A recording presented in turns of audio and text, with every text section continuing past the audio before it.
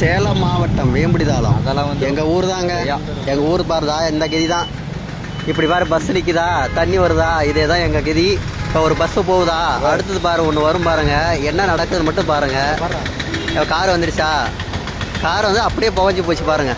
புகையுது பாருங்க. அவர் வந்து இப்போ மாட்டிக்கிட்டு படாத பாடு பண்ணிட்டு இருக்கிறாரு. இப்போ வந்து என்ன பண்ணுறதுன்னு தெரியல. இப்போ பாருங்க அவர் வல்லப்பாரு எவ்வளோ புகை வந்துருச்சு இந்த காரில்.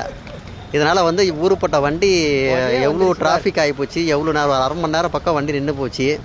இந்த வண்டி அப்புறம் திரும்பி நாங்கள் கையில் தான் பிடிச்சி தள்ளி விட்டோம். இதே மாதிரி நிலைமை தான். ஏதோ ஒரு ஆத்திர அவசரம்னா நம்ம இந்த மாதிரி இருந்தால் நாங்கள் என்ன பண்ணுறது சொல்லு. போனால் மழை வந்தால் இதே ஒரு பிரச்சனை தான் எங்களுக்கு. இப்போ அவன் டிரைவர் கொஞ்சம் நேரத்தில் டென்ஷன் ஆகிட்டார். இப்போ அவன் ரொம்ப கஷ்டப்பட்டார் அவர். இதுக்கு ஒரு வழி கண்டிப்பாக கிடைக்கும்னு நினைக்கிறோம். இதுக்கு மழை எங்களுக்கு நிறையா நீங்கள் ஷேர் பண்ணுங்கள் தயவுசெய்து. எவ்வளோ ஷேர் பண்ண முடியுமோ அவ்வளோ ஷேர் பண்ணுங்கள். நாங்களும் போடுற வீடியோ போட்டுக்கிட்டே தான் இருக்கிறோம். நிறையா பேர் நீங்களும் பார்த்துட்டு தான் இருக்கிறீங்க. இதுக்கு மழை இன்னும் ஷேர் பண்ணுங்கள். நிறையா ஷேர் பண்ணால் கண்டிப்பாக இதுக்கு இந்த பாலத்துக்கு ஒரு விடிவு கிடைக்குன்னு நாங்கள் நம்புகிறோம். கண்டிப்பாக ஷேர் பண்ணுங்கள் தயவுசெய்து கெஞ்சி கேட்டுக்கொள்கிறோம். இந்த வேம்படிதாளத்துக்கு எங்களுக்கு ஒரு விடிவு காலம் வரணும் அப்படின்னு சொல்லிட்டு நாங்கள் எதிர்பார்த்துக்கோம். கண்டிப்பாக பாருங்கள், பைக்கில் வர்ற பசங்களும் எல்லாம் விழுந்துருந்துருச்சு தான் வராங்க.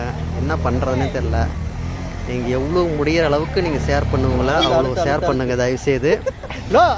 எங்களுக்கு ஒரு நல்ல வழி கிடைக்கணும் கடவுளை நாங்கள் கேட்டுக்கொள்கிறோம்.